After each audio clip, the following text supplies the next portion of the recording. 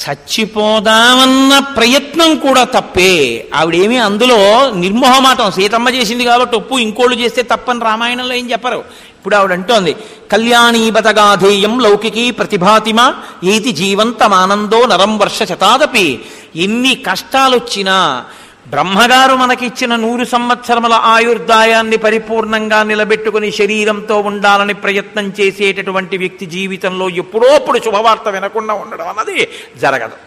తప్ప తొందరపడిపోయి ఏదో ఒక కష్టం వచ్చిందని శరీరం విడిచిపెట్టేటటువంటి ప్రయత్నం చేసినటువంటి వాడు శుభాన్ని వినలేడు, మహాపాతకాన్ని చేసిన వాడు అవుతాడు. కాబట్టి కళ్యాణీబతగాధేయం లౌకికీ ప్రతిభాతిమా ఏతి జీవంతమానందో నరం వర్ష శతాదపి. నిండు 100 ప్రతి వాళ్ళు బ్రతికి పూర్ణమైనటువంటి ఆయుర్దాయాన్ని అనుభవించి శుభవార్త వినవలసి ఉంటుంది. ఏమిటి అంతిమంలో వినవలసిన శుభవార్త? ఈశ్వరుణ్ణి చేరడమే. యదా యథా సమీపం స హనుమానుపసత్పతి తథా తథా రావణం సా తం సీతా పరిశంకతే. ఇందుకు కదండి వెంటనే ఉంగరం ఇవ్వండి.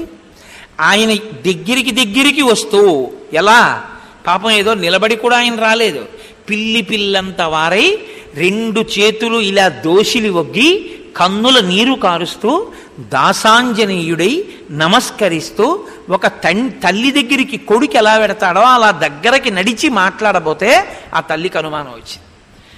రావణుడు అయ్యుంటాడు, వానర రూపంలో వచ్చాడు, నేను మాట్లాడి మళ్ళీ ఈ విషయాలన్నీ చెప్పానని, నేను అత్యంత శోకంతో ఉపపాసముల చేత దీనురాలనై కృషించి ఉండగా రావణా నువ్విలా నన్ను వేధించడం తగదు అని ఆ తల్లి ఎటువంటి స్థితిని పొందేసిందంటే, నువ్వు ఒకనాడు సన్యాసి రూపంలో మోసగించావు, ఒకనాడు మాయా మృగం రూపంలో మోసగించావు, ఇవాళ వానర రూపంలో వచ్చి మోసగిస్తున్నావు అని. కానీ నాకు ఈయన్ని చూస్తే పుత్రసముడిలా అనిపిస్తున్నాడు, ఆ తేజస్సు చూస్తే సాత్వికంగా ఉంది అని అనిపించినా ఆ తల్లి రావణుడే అనుకుంది. అనుకుని ఆవిడిప్పుడు ఆ వ్యగ్రత, భావనా వ్యగ్రత ఎలా ఉంటుందంటే ఆవిడంది, స్వప్నేపి యద్యహం వీరం రాఘవం సలక్ష్మణం పశ్యేయం నావసీదేయం స్వప్నోపి మమ మత్సరి. నాకు కల వచ్చి కలలో రామలక్ష్మణులు కనపడితే బాగున్నాం, కానీ కల కూడా నా మీద కచ్చ కట్టింది, అందుకే కళ రాదు, కలలో రామలక్ష్మణులు కనపడరు. అంటే ఆవిడ ఎంత నిస్పృహతో ఉందో ఒక పతివ్రతగా, ఎంత బాధలో ఉందో మీరు గమనించాలి. ఇటువంటి ఆవిడికి నమ్మకం కలిగితే తప్ప ఆవిడ పూర్తి విశ్వాసంతో 2 నెలలు బతుకుతుందని మీరు చెప్పలేరు రాముడు వచ్చే వరకు. ఇప్పుడు కార్యం అయిపోయిందని వెళ్ళిపోయాడు అనుకోండి ఆయన, ఆవిడకి మళ్ళీ అనుమానం దృఢపడి వానర రూపంలో వచ్చిన వాడు రావణుడే అన్న అనుమానం వచ్చిందో ఆవిడ ప్రాణం విడిచిపెడుతుందని మీరు కథలో చెప్పవలసి ఉంటుంది అప్పుడు. కాబట్టి ఇప్పుడు ఆయన మాట్లాడి వెళ్ళడం అంటే ఎలా ఉండాలంటే, పరిపూర్ణంగా ఆవిడ విశ్వసించాలి. ఆవిడంత విశ్వసించిన తరువాత అప్పుడు ఉంగరం ఇవ్వాలి, ఆవిడ దగ్గర అభిజ్ఞానములు పుచ్చుకోవాలి. అప్పుడు రాముడు వచ్చే వరకు ఆవిడ ధైర్యంగా ప్రాణాలతో నిలబడుతుంది. అంటే ఆవిడికి ఇప్పుడు శోకము పూర్తిగా పోయి ఆశ చిగురించాలి. ఇది చెయ్యాలి. ఎలా చెయ్యాలి? మాటల చేత చెయ్యాలి. ఇంత స్వాంతన కల్పించాలి. ఎంత కష్టంలో ఉన్నారు చూడండి హనుమ కూడా, చుట్టూ రాక్షస స్త్రీలు, ఎవరు చూసినా కార్యం భగ్నం అయిపోతుంది. కాబట్టి ఇప్పుడు ఈ మాట అని తల్లి ఈ వచ్చినవాడు రావణుడే అన్న నమ్మకంతో ఆమె మాట్లాడడం మానేసి మౌనం వహించింది. స్పృహే తప్పిపోయింది ఆవిడ. స్పృహ తప్పిపోయి మళ్ళీ స్పృహని పొంది అసలు హనుమ వంక ఇలా చూడ్డం కూడా మానేసి ఆవిడ ముఖం తిప్పుకుని నిశ్శబ్దంగా ఉండిపోయారు. మహానుభావుడు మళ్ళీ చెప్పుకుంటున్నాడు. మళ్ళీ శిరస్సు మీద అంజలి ఘటించి, అమ్మా నన్ను నమ్మమ్మా, సీతాయా చింతితం బుద్ధ్వా హనుమాన్ మారుతత్మజ శ్రోత్రానుకూలైర్వచనై తదాతాం సంప్రహర్షయత్. తల్లి తనను చూడలేదని, తన మాట వింటలేదని, తన మీద అనుమానపడిందని నిశ్చయించుకున్నవాడై అమ్మకి మళ్ళీ సంతోషం కలిగేటట్టు నేను మళ్ళీ మాట్లాడతాననుకున్నారు. ఆదిత్య ఇవ తేజస్వి లోకకాంత శశీ యథా రాజా సర్వస్య లోకస్య దేవో వైశ్రవణో యథా. మళ్ళీ రామకథ చెప్పరు, రామకథని ఇంకోలా చెప్తారు. అది ఆయన గొప్పతనం. ఆయన అన్నారు, అమ్మా ఈ లోకమునకు సూర్యుడు ఎటువంటి వాడో, ఈ లోకమునకు తాపాన్ని పోగొట్టి చల్లతనాన్ని ఇవ్వడంలో చంద్రుడు ఎటువంటి వాడో, లోకమునకంతటికీ కూడా రాజుగా కుబేరుడు ఎటువంటి వాడో, విక్రమేణోపపన్నశ్చ యథా విష్ణుర్మహాయశాః సర్వలోక పరిపాలకుడైన విష్ణు ఎటువంటి వాడో, సత్యవాది మధురవాక్ దేవో వాచస్పతిర్యథ సత్యవాక్కు మధురమైన వాక్కు మాట్లాడడంలో దేవతల గురువైనటువంటి బృహస్పతి ఎటువంటి వాడో, రూపవాన్ సుభగ శ్రీమాన్ కందర్ప ఇవమూర్తిమాన్, అత్యంత అందమైన రూపంతో ఉండేటటువంటి వాడు మన్మధుడితో సమానమైన వాడెవరో, స్థానక్రోధ ప్రహర్తాచ శ్రేష్టో లోకే మహారథ, ఎప్పుడు కోపం తెచ్చుకుని ఎవరి మీద ఏ కోపంతో ఎంత దండన వెయ్యాలో బాగా తెలుసున్నటువంటి వాడు, అటువంటి రామచంద్రమూర్తి యొక్క కింకరుణ్ణమ్మా, దాసావదాసుణ్ణమ్మా, నన్ను నమ్మమ్మా, నేను రాముని పనుపున వచ్చానమ్మా. నచిరాద్రావణం సంఖ్యే యో వధిష్యతి వీర్యవాన్. అమ్మా నువ్వు బెంగ పెట్టుకోక్కర్లేదమ్మా, చాలా కొద్ది కాలంలో రామచంద్రమూర్తి వచ్చేస్తారు, లక్ష్మణుడితో కలిసి వస్తారు, వానరులతో వస్తారు, ఈ రావణుణ్ణి అతని పరివారాన్ని మట్టు పెడతారమ్మా. నచిరాద్రక్షతే రామం లక్ష్మణంచ మహాబలం. చాలా కొద్ది కాలంలో నువ్వు రామలక్ష్మణుల్ని చూడగలవు. మధ్యే వానర కోటీనాం సుగ్రీవం చామి తౌజసం. అపారమైన తేజోమూర్తి అయిన మా ప్రభువు సుగ్రీవుణ్ణి అనేక వేల మంది వానరుల మధ్యలో నువ్వు చూడగలవు. అహం సుగ్రీవ సచివో హనుమాన్ నామవానర. అమ్మా నేను సుగ్రీవుని యొక్క సచివుణ్ణమ్మా, నన్ను హనుమ అంటారు. అమ్మా నన్ను నమ్మమ్మా అన్నారు. అంటే సీతమ్మంది, మళ్ళీ రామచంద్రమూర్తి గురించి చెప్పేటప్పటికీ ఆవిడికి మళ్ళీ ఆశిచి గురించింది. ఎంత ప్రయత్నిస్తారో చూడండి. అందుకు కదండి బుద్ధిమతాం వరిష్టం అయ్యారు మహానుభావుడు. మళ్ళీ ఇటు తిరిగింది తల్లి. తిరిగింది కానీ ఇంకా కొంచెం అనుమానమే.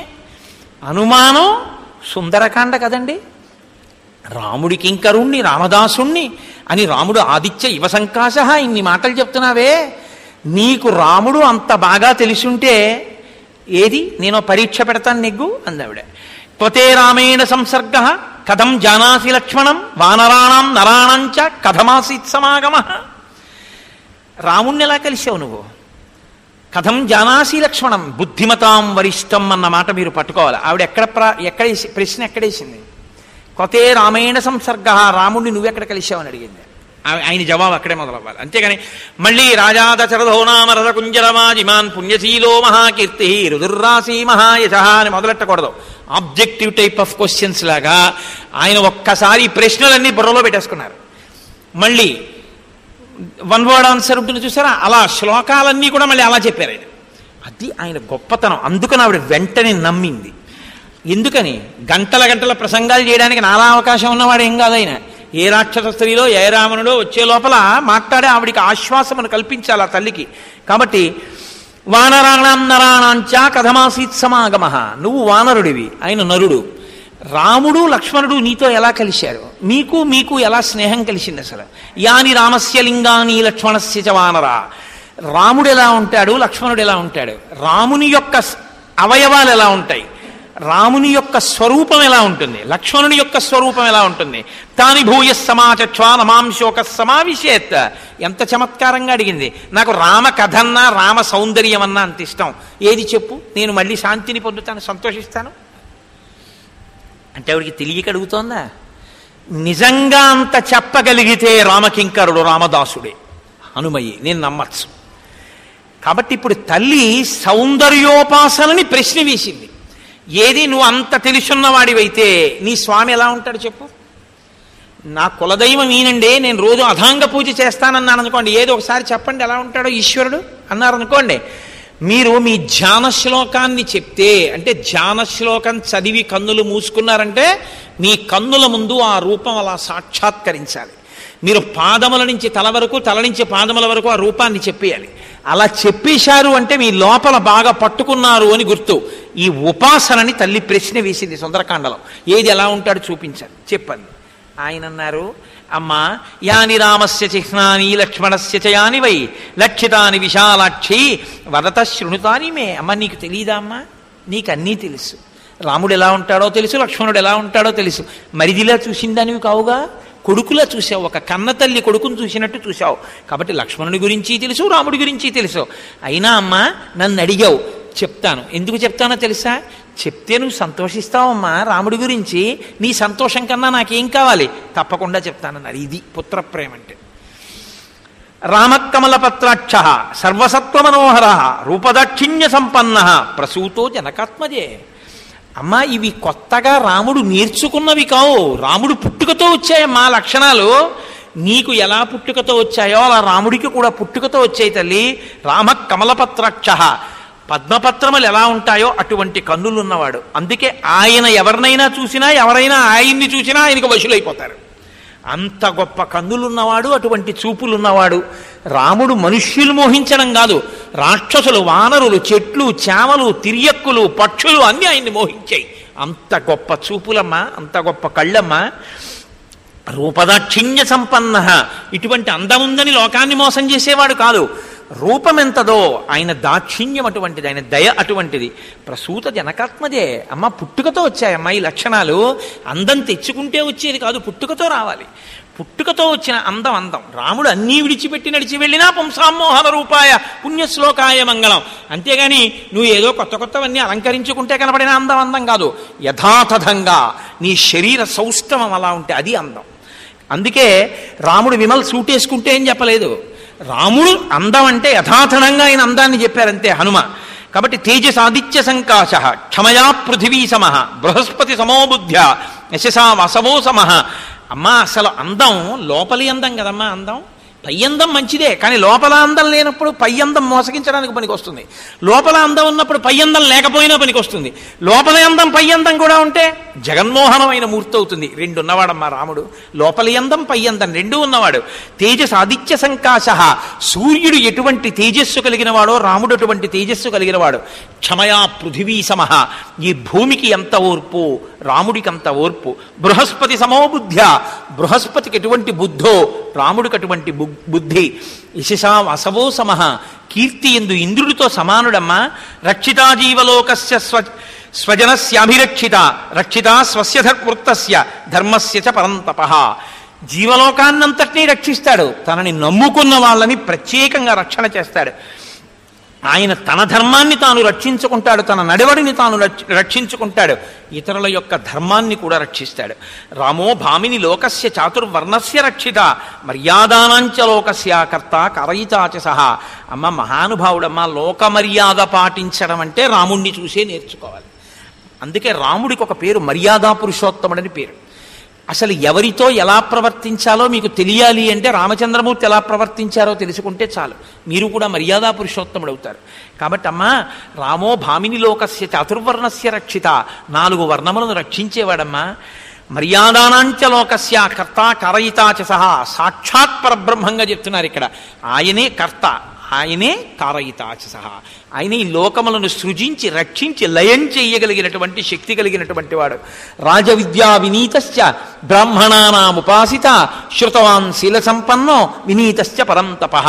మహానుభావుడు రాజవిద్య అంటే రాజ్య పరిపాలన మెళకువలు బాగా తెలుసున్నటువంటి వాడు, బ్రాహ్మణులను ఆదరించేటటువంటి స్వభావం ఉన్నవాడు, సర్వ విద్యా పారంగతుడు, సదాచార సంపన్నుడు, వినయశోభితుడు, శత్రుభయంకరుడు, యజుర్వేద వినీతశ్చ వేద విద్ధి సుపూజిత ధనుర్వేదే చ వేదేషు వేదాంగేషు చ నిష్ఠిత. యజుర్వేద వినీతశ్చ, ప్రత్యేకం యజుర్వేదం బాగా తెలుసుకున్నవాడు. యజుర్వేదం తెలిస్తే యజ్ అన్న ధాతువులోంచి కదండి, యజ్ అంటే కర్మ. వేదప్రోక్తమైన ఏ కర్మ ఎలా చేసి దేవతల యొక్క అనుగ్రహాన్ని పొంది కష్టంలోంచి పైకి రావచ్చో బాగా తెలుసున్నవాడు. ఆ మంత్రాన్ని ఆ కర్మతో కలిపి చెయ్యగలిగినటువంటి వాడు, ఆ ప్రజ్ఞ ఉన్నవాడు. కాబట్టి యజుర్వేద వినీతశ్చ వేద విద్భిస్సు పూజిత, అన్ని వేదములు తెలిసినవాడు. ధనుర్వేదేచ వేదేషు వేదాంగేషు చ నిష్ఠిత, ధనుర్వేదము వేదాంగములు కూడా తెలుసున్నటువంటి వాడు. వ్యాకరణము శిక్ష మొదలైనటువంటివన్నీ బాగా ఎరుగున్నవాడు. విపులాంశో మహాబాహు కంబుగ్రీవ శుభానన గూఢజత్రుసుతామ్రాక్షో రామో దేవీ జనైశ్రుత. విశాలమైనటువంటి గొప్ప భుజములు, శంఖం వంటి కంఠం, మంగళప్రదమైనటువంటి ముఖం, పైకి కనపడనటువంటి ఎముకలతో కూడినటువంటి సంధులతో కూడినవాడు, ఎర్రటి కన్నులున్నవాడు. అటువంటి రాముణ్ణి చూడనివారు, రాముని గూర్చి తెలియనివారు లోకంలో ఉంటారా అమ్మా? ఉండరమ్మా. అంత గొప్పవాడు రాముడంటే. దుందుభిస్వన నిర్ఘోష, దుందుభీనాదం ఎలా ఉంటుందో అటువంటి కంఠం ఉన్నవాడు. స్నిగ్ధవర్ణ ప్రతాపవాన్, చక్కని రంగు కలిగినటువంటి వాడు, గొప్ప ప్రతాపవంతుడు. సమసమ విభక్తాంగో వర్ణం శ్యామం సమాశ్రిత, శ్యామవర్ణుడు. ఆయన ఏ అవయవములు ఎంత పొడుగుతో ఎంత పొందిగ్గా ఉండాలో అటువంటి పొందిక కలిగినవాడు. శరీరము యొక్క పొడుక్కి తగిన పొడవైన చేతులున్నవాడు, ఆ పొడుక్కి తగువైన కాళ్ళున్నవాడు, ఆ వక్షస్థలమునకు తగిన వైశాల్యం ఉన్నవాడు, అటువంటి మంగళప్రదమైన ముఖమున్నవాడు, తేజోవంతమైన నేత్రములున్నవాడు, అవయవాలన్నీ ఒకదానికొకటి పొందికతో అమరాయ అన్నట్టుగా ఉంటాడమ్మా. త్రిస్తర స్త్రిప్రలంభశ్చ త్రిశమస్త్రిషుచోన్నత త్రితామ్ర స్త్రిషు చ స్నిగ్ధో గంభీర స్త్రిషు నిత్యసహ అని సాముద్రికాన్ని బట్టి ఆపాదమస్తకం వెంట్రుకల దగ్గర నుంచి ఏ అవయవాన్ని విడిచిపెట్టకుండా పాదముల గోళ్ల వరకు రామచంద్రమూర్తి యొక్క స్వరూపాన్నంతటినీ కూడా ఒక్కసారి ఆపాదమస్తకం వర్ణించారు. పొంగిపోయింది సీతమ్మ తల్లి విని. నాయన నువ్వురా ఉపాసకుడవంటే అనుకుంది. సీతమ్మ తల్లి చేసినటువంటి పరీక్షలో నెగ్గారు మహానుభావుడు హనుమ. ఇప్పుడు అడిగింది కదా, పతే రామేణ సంసర్గ కథం జానాసి లక్ష్మణం. ఎక్కడ కలుసుకున్నారు మీరు? నరాణం వానరాణంచ కథమాసీత్ సమాగమ. నరులు వానరులకి స్నేహం ఎలా కుదిరింది? యాని రామస్య లింగాని లక్ష్మణస్య చ వానర. రాముని యొక్క గుర్తులేమిటి, లక్ష్మణుడి గుర్తులేమిటి అడిగింది కదా. ఇప్పటిదాకా బాహ్య ఆంతర గుణములన్నింటినీ, లక్షణములన్నింటినీ, సాముద్రికాన్నంతటినీ వర్ణించి చెప్పారు.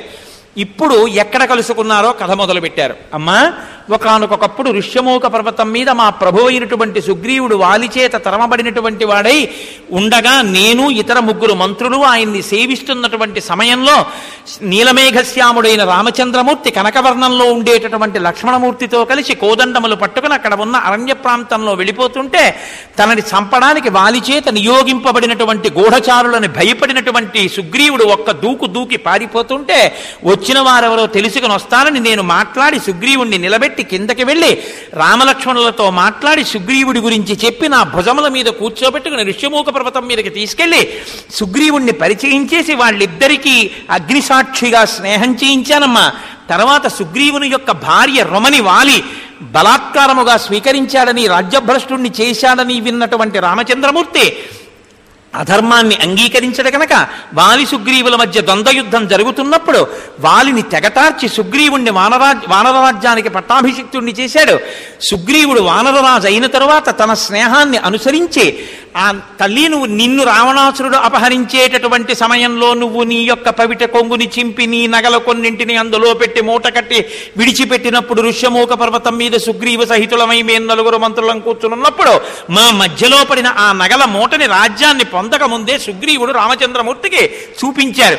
చూపిస్తే ఆ నగల మూటని విప్పి చూసినటువంటి రాముడు అపారమైన శోకాన్ని పొంది వాటిని పట్టుకుని ఏడ్చి లక్ష్మణుడికిచ్చి పరితాపాన్ని పొందాడమ్మా.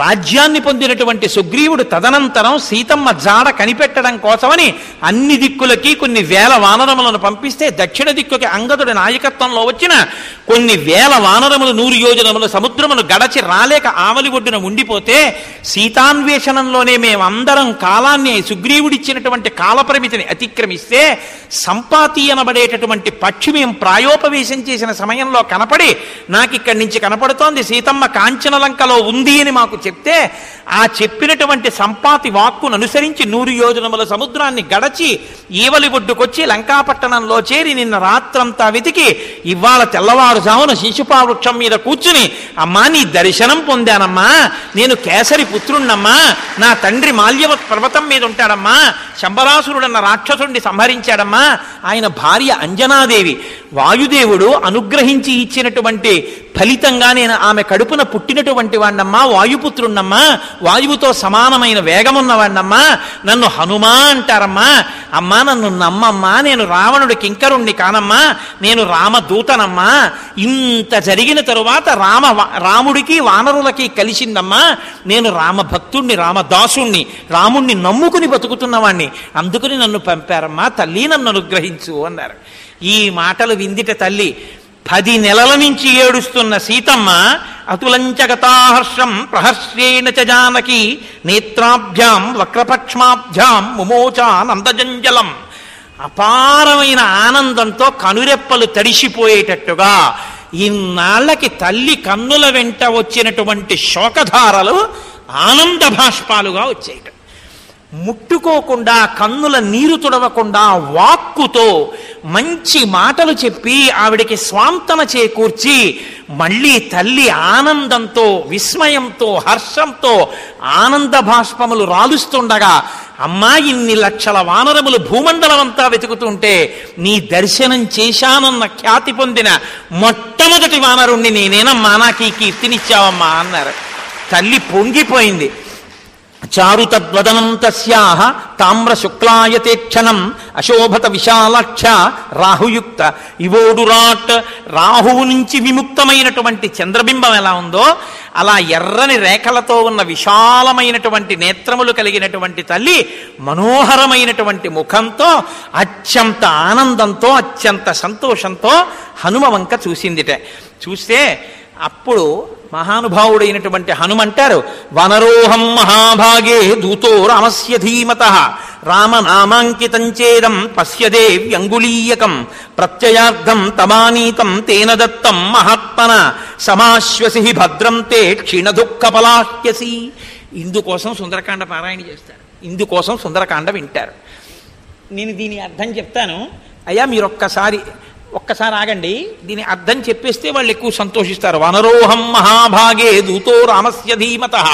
అమ్మ, బుద్ధిమంతుడైన రామచంద్రమూర్తి యొక్క దూతనమ్మా, నేను వానరుణ్ణి.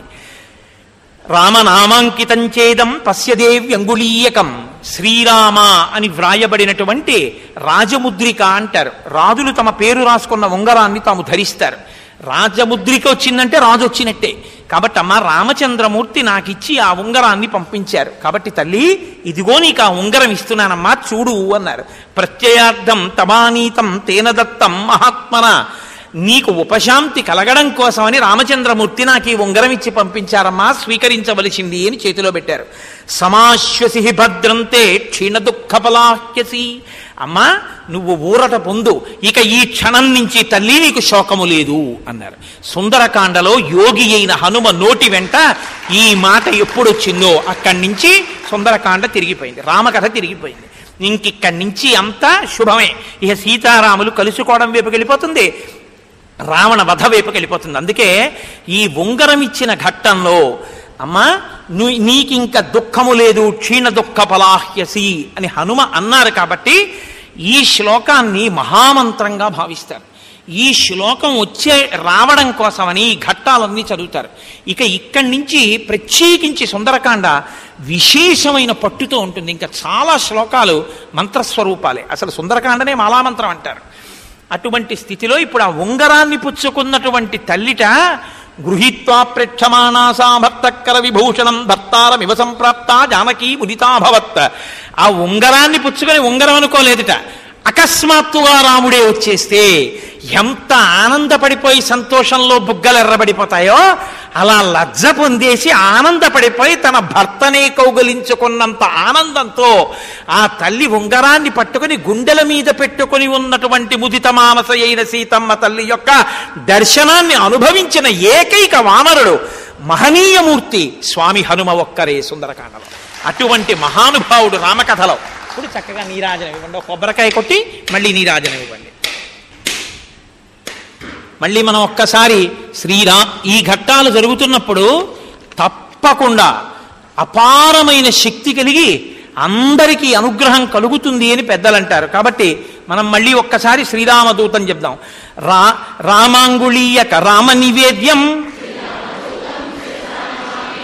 వజ్రాయుధ ఘోర వరకరవాలం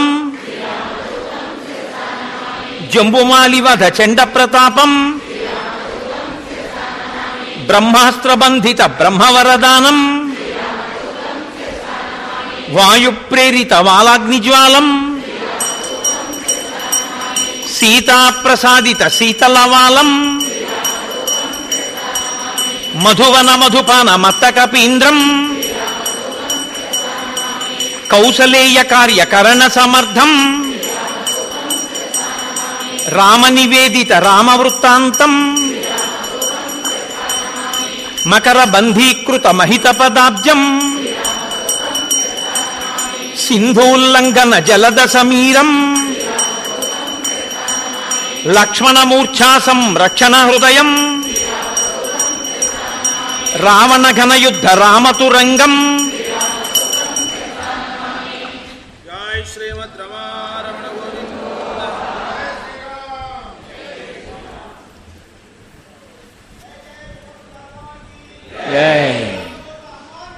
జై. కాబట్టి గృహీత్వా ప్రేక్షమాణాసా భర్తుక్కర విభూషణం భర్తారమివ సంప్రాప్త జానకీ ముదితాభవత్. ఆ తల్లి ఎంతో సంతోషాన్ని పొందింది. అప్పుడు ఆ సీతమ్మ హనుమని చూసి అంటుంది, మహానుభావ, నాయన నువ్వు కాబట్టి రాగలిగావు, కానీ ఈ లంకాపట్టణంలోకి ఎవరు రాగలరు? సుందరకాండలో సీతమ్మ యొక్క అనుగ్రహాన్ని పరిపూర్ణంగా పొందినటువంటి భక్తుడు, గొప్ప దాసుడు, మహానుభావుడు, సిద్ధి పొందినవారు హనుమ. కాబట్టి ఆవిడ దర్శనం చేత ఆయన అనుగ్రహింపబడ్డాననుకున్నారు తప్ప ఆయన ఎన్నడూ కూడా నేను సీతమ్మని ఉద్ధరించానన్న భావన ఆయనలో కలిగిందని ఒక అక్షరం కూడా సుందరకాండలో లేదు. నేను సీతమ్మ చేత అనుగ్రహింపబడ్డానని ఆయన అనుకున్నారు. విక్రాంతస్త్వం సమర్థస్త్వం ప్రాజ్ఞస్త్వం వనరోత్తమ ఏనేదం రాక్షసపదం త్వయ్యైకేన ప్రదర్శితం శతయోజన విస్తీర్ణ సాగరో మకరాలయ విక్రమశ్లాఘనీయేన క్రమత గోష్పదీకృత నహిత్వాం ప్రకృతం మన్యే వానరం వానరర్షభ యస్య తేనస్తి సంత్రాసో రావణాన్నాపి సంభ్రమ అర్హసే చ కపిశ్రేష్ఠ మయా సమభిభాషితుం యద్యసి ప్రేషితస్తేన రామేణ విదితత్పన ప్రేషయిష్యతి దుర్ధర్షో రామో నహ్యపరీక్షితం పరాక్రమమ విజ్ఞాయ మత్సకాశం విశేషతః. ఆ తల్లి అంది, మహానుభావ, నీవు నిజంగా సమర్థుడవు, పరమప్రాజ్ఞుడవు, పరాక్రమశాలివి. అందుకే రాక్షసులతో మొసళ్లతో కూడుకున్నటువంటి 100 యోజనముల సముద్రాన్ని గడచి ఈవలి ఒడ్డుకి రాగలిగావు. పిల్లకాలువని ఒక గోష్పదం అంటే ఆవు యొక్క పాదముద్రలో చేరిన నీళ్లు, దాన్ని ఎంత తేలికగా దాటతారో అంత తేలికగా దాటి వచ్చావు. నువ్వు సామాన్యమైన వానరానివని నేను అనుకోవట్లేదురా నాయనా అని ఒక పుత్రుడితో మాట్లాడినంత ప్రేమగా సీతమ్మ మాట్లాడి, ఒక సామాన్యమైన వానరం అయితే రామచంద్రమూర్తి నాతో మాట్లాడడానికి ప్రభు దూతగా పంపరు, ప్రత్యేకించి నాతో మాట్లాడడానికి ఒక సామాన్యుణ్ణి ఎన్నడూ పంపరు. కాబట్టి నీవు ఎంత సమర్థుడవో రామచంద్రమూర్తి నిన్ను పంపించడంలోనే నాకు అర్థమవుతోంది. కచ్చిన్న వ్యధితో రామ కచ్చిన్న పరితప్యతే ఉత్తరాణి చ కర్మాణి కురుతే పురుషోత్తమ కచ్చిన్న దీన సంభ్రాంత కార్యేషు చనముహ్యతి కచ్చిత్ పురుష కార్యాణి కురుతే నృపతేత్సుతః. రాముడు నేను దూరమయ్యాననేటటువంటి బాధలో ఉన్నవాడి అయి పరితపిస్తూ ఉండిపోవట్లేదు కదా, తాను చెయ్యవలసినటువంటి పనులు చేస్తున్నాడా? కేవలం నిస్పృహకి గురి అయిపోయి ఉన్నాడా? ఆయన చెయ్యవలసినటువంటి ప్రయత్నం చేస్తూ కేవలం నేను సాధించగలను అనుకుంటున్నాడా? తన పురుష ప్రయత్నానికి ఈశ్వరానుగ్రహం తోడు కావాలని కూడా నమ్ముతున్నాడా? ఇది చాలా అవసరం. పురుష ప్రయత్నం చెయ్యాలి, ఈశ్వరానుగ్రహాన్ని సంపాదించుకోవాలి. అందుకొచ్చింది పూజ, అందుకొచ్చింది భక్తి. కాబట్టి కచ్చిదాశాస్తి దేవానాం ప్రసాదం పద్ధివత్మజ కచ్చిత్ పురుషకారంచ దైవంచ ప్రతిపద్యతే.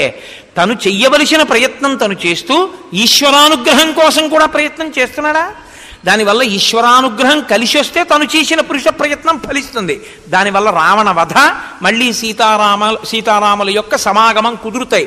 కాబట్టి నాయన ఇలా జరుగుతోందా? వానరాధిపతి శ్రీమాన్ సుగ్రీవ కచ్చిదేశ్యతి మత్కృతే హరిభిర్వీరై వృతో దంత నఖాయుధై. దంతములు, గోళ్ళు, ఆయుధములు కాగలిగినటువంటి వానరులు, ఆ వానరుల నాయకుడైనటువంటి సుగ్రీవుడు సుఖంగా సంతోషంగా ఉన్నారా? కచ్చిచ్చ లక్ష్మణశూర సుమిత్రానందవర్ధన అస్త్రవిచ్చరజాలేన రాక్షసాన్ విధమిష్యతి. మహానుభావుడు సుమిత్ర యొక్క కుమారుడు, సుమిత్ర ఆనందాన్ని పెంపొందించేటటువంటి వాడు శూరుడైన లక్ష్మణుడు తన అస్త్రముల చేత, బాణముల చేత లంకాపట్టణాన్నంతటినీ రాక్షసుల్ని చెల్లాచెదరు చేయగలిగిన వాడు. రౌద్రేణ కచ్చిదస్త్రేణ జ్వలత నిహతంరణే ద్రక్షాం యల్పేన కాలేన రావణం ససుహృజ్జనం. నేను తొందరలో ఈ లంకాపట్టణాన్ని చీకాకు పరిచే విధంగా బాణప్రయోగం చేసేటటువంటి రామలక్ష్మణుల్ని చూస్తానా నాయన అని అడిగింది ఆ తల్లి.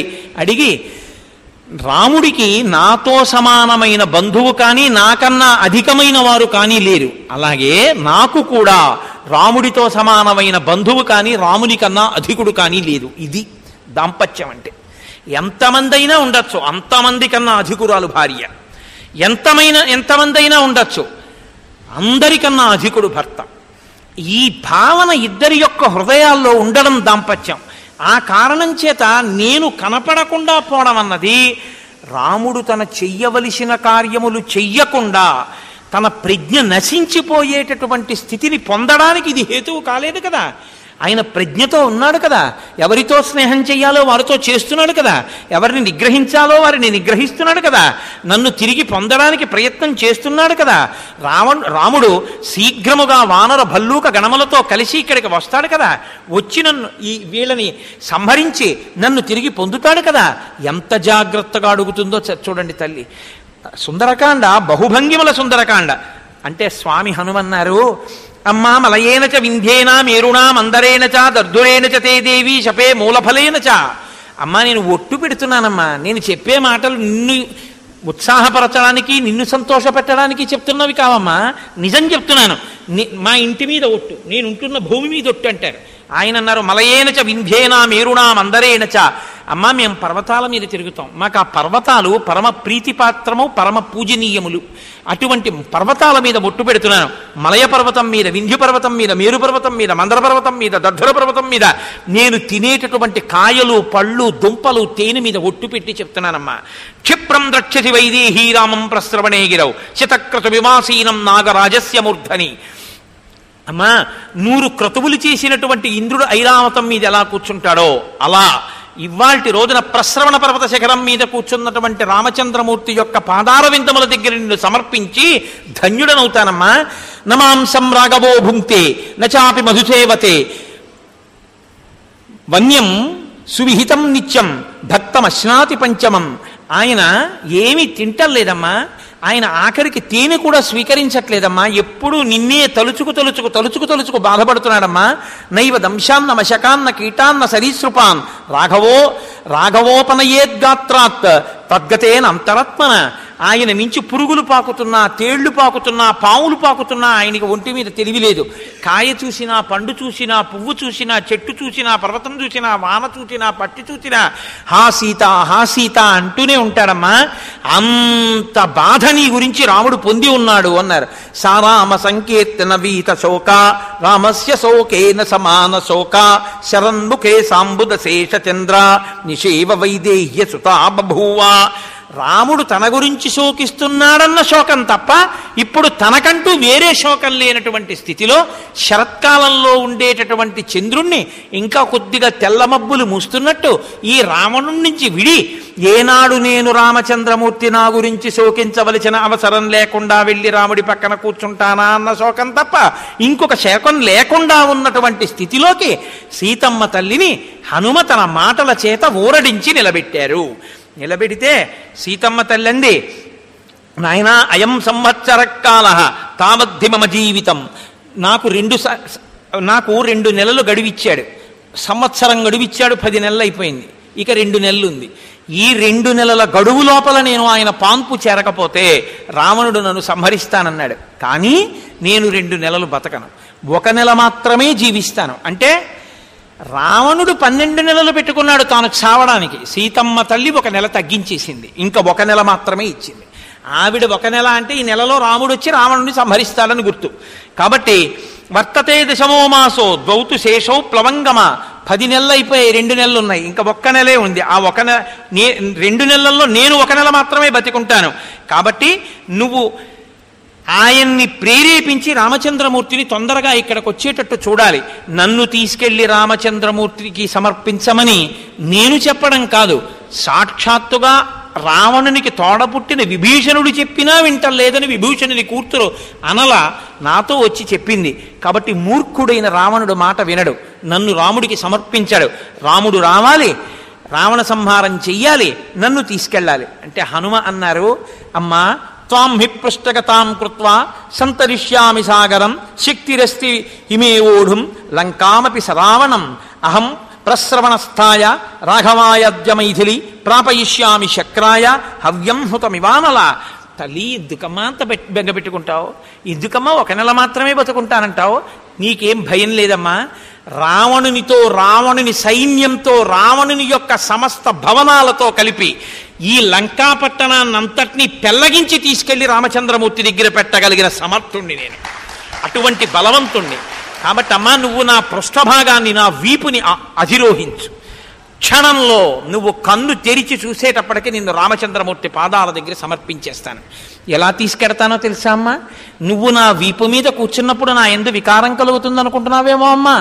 నేను హవ్యంహుతమివానలా, అగ్నిహోత్రంలో హవిస్సు వేసి దేవతలకిమ్మంటే ఎంత పవిత్రంగా అగ్నిహోత్రం తీసుకెడుతుందో అంత పవిత్రంగా తీసుకెళ్తానమ్మా.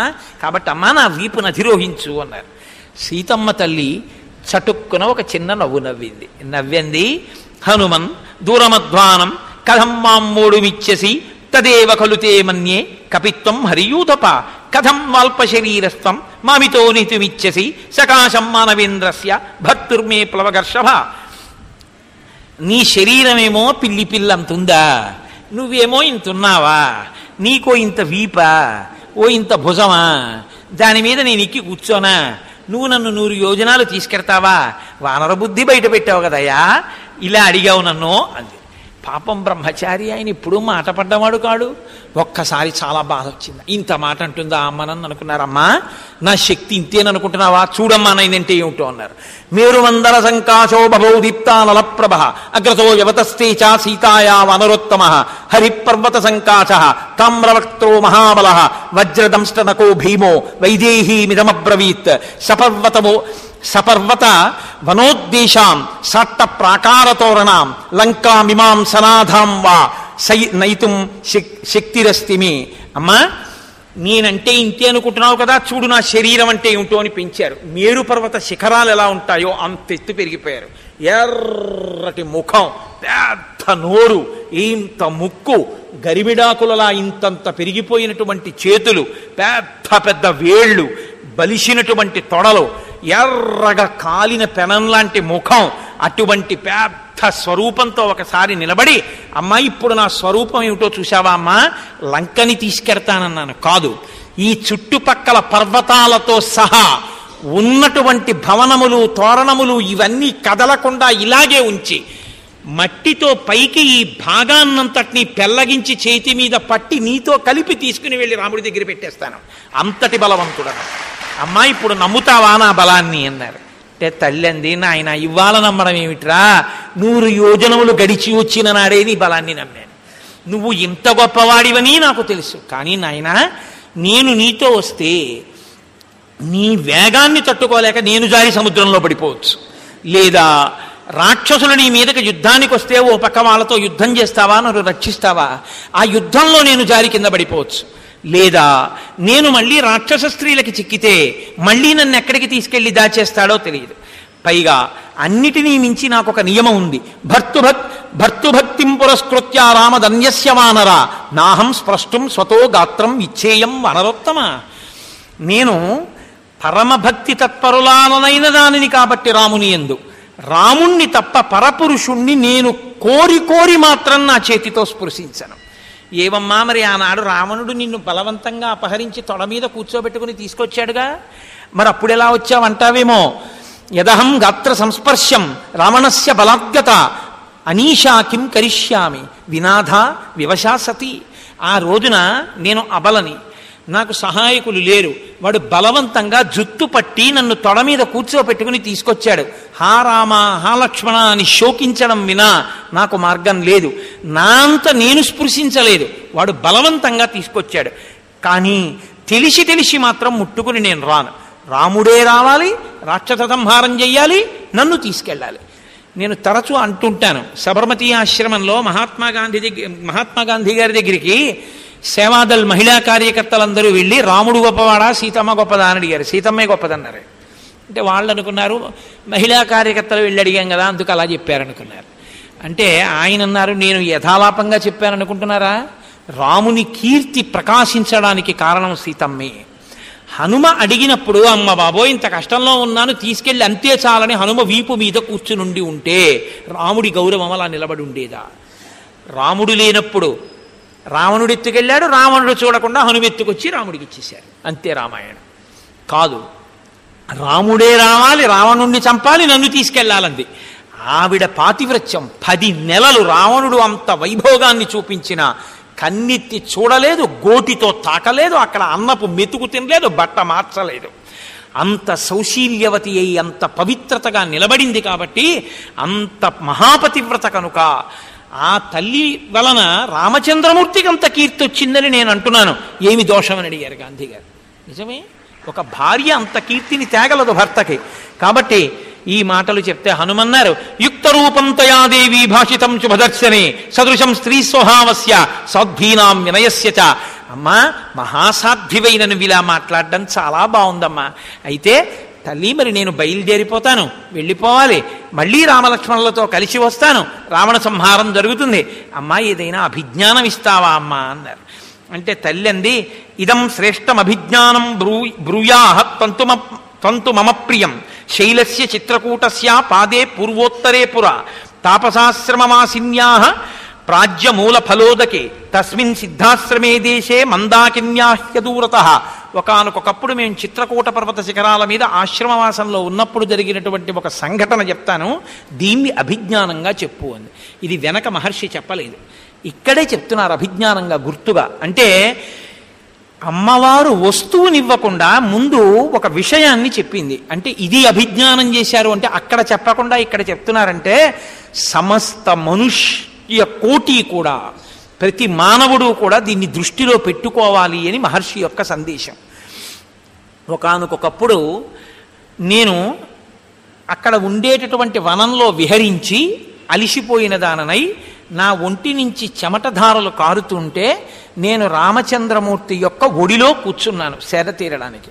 తతో మాంస సమాయుక్తో వాయస పర్యతుండయత్ తమహం లోష్టముద్యమ్య వారయామిస్మ వాయసం. ఒక కాకి ఇంద్రుని యొక్క కుమారుడు, అది అపారమైన వేగం కలిగినది. ఆ కాకి వచ్చి మాంసభక్షణ యందు ఆసక్తి కలిగినదై నా గుండెల మీద వాలి నా స్తనముల యొక్క మధ్య భాగంలో ఉన్న మాంసాన్ని తన కఠినమైన ముక్కుతో కొట్టి పీకి తింటోంది. నాకు బాధ కలిగి నేను అక్కడ ఉన్న మట్టి బిడ్డను ఒకదాన్ని తీసి ఆ కాకి మీద విసిరాను. ఆ కాకి వెడుతోంది, వచ్చి మళ్ళీ వాలుతోంది. రాముడు చూశాడు. చూసి ఆయన తయాపహసితాచాహం క్రుద్ధా సంలజ్జితా తథా. అప్పుడు రాముడు నన్ను చూసి పరిహాసాస్పదంగా నవ్వాడు, హాస్యమాడాడు. ఇది జ్ఞాపకం చేయి. ఆ తరువాత కొంతసేపటికి నేను రామచంద్రమూర్తి యొక్క ఒడిలో పడుకుని నిద్రపోయాను. నిద్రపోయినప్పుడు ఆ కాకి రాలేదు, రాముడి ఒడిలో ఉన్నాను, ఊరుకుంది. ఆ తర్వాత కాసేపటికి రాముడు, నేను నిద్రలేచాను, రాముడు నా ఒళ్ళో తలపెట్టుకుని నిద్రపోతున్నాడు. మీరు ఇది చాలా జాగ్రత్తగా వినాలి సుమండి. మళ్ళీ నిద్రపోతున్నాడు. సతత్ర పునరేవాధావాయసముపాగవత్ తతసుప్త ప్రబుద్ధాం మాం రామస్యాం కచ్చముద్ధితాం వాయసస్సహ సాగమ్య విదదారస్తనాంతరే. రాముడు నా ఒడిలో పడుకుని ఉండి నేను కూర్చుని ఉన్నప్పుడు మళ్ళీ వచ్చింది ఆ కాకి. వచ్చి మళ్ళీ నా స్తనముల మధ్యలో తన వాడి ముక్కుతో గాయం చేసి మాంసాన్ని పీక్కు తింటోంది. అప్పుడు వాయసేన తతస్తేన బలవత్ క్లిశ్యమానయ సమయా బోధిత శ్రీవాన్ సుఖసుప్త పరంతప. నా వక్షస్థలం నుంచి కారిన నెత్తుటి బిందువులు ఒళ్ళో పడుకున్నటువంటి కాకాసురుని యొక్క ముఖం మీద పడ్డాయి, రామచంద్రమూర్తి యొక్క ముఖం మీద పడ్డాయి. కాకాసురుడు నా వక్షస్థలం మీద కూర్చుని మాంసం పీకుతున్నాడు. నేను ఆ బాధ ఓర్వలేక రాముణ్ణి నిద్రలేపాను. రాముడు ఒక్కసారి నిద్రలేచాడు. నిద్ర లేస్తూనే కేనతే నాగనాసోరు విక్షతం వైస్తనాంతరం కక్రీడతి సరోషేణ పంచవక్త్రేణ భోగినా. వెంటనే ఆయన అన్నాడు, ఎవడురా 5 తలల పాముతో ఆటాడిన వాడెవడు అని అడిగాడు. నిద్రలోంచి లేచి హఠాత్ పరిణామాన్ని చూసినటువంటి రాముడు సీతమ్మ యొక్క యథార్థ స్వరూపాన్ని బయటపెట్టేశాడు. ఎవడ్రా 5 తలల పాము ఆవిడితో చెలగాటం ఆడుతున్నాడంటే ఆవిడ ఎంత నొచ్చుకుంటుంది. 5 తలల పాము అంటే ముక్తా విద్రుమ హేమ నీల ధవళ ఛాయైర్ముఖై స్త్రీక్షణై పంచముఖ గాయత్రి స్వరూపం రావిడ. ఎవడ్రా ఆవిడితో చెలగాటం ఆడినవాడు అన్నాడు రాముడు. అని వీక్షమాణస్తతస్తం వై వాయిసం సముదైక్షత నఖైస్స రుధిరైస్తీక్షణై మామేవాభిముఖం స్థితం పుత్ర కిలస శక్రస్య వాయస సతతాంబర ధరాంతర్గత శీఘ్రం పవనస్య గతౌ సమః. అది ఇంద్రుడి యొక్క కుమారుడు ఆ కాకి. ఆ కాకి అపారమైన వేగము కలిగినటువంటి వాడు.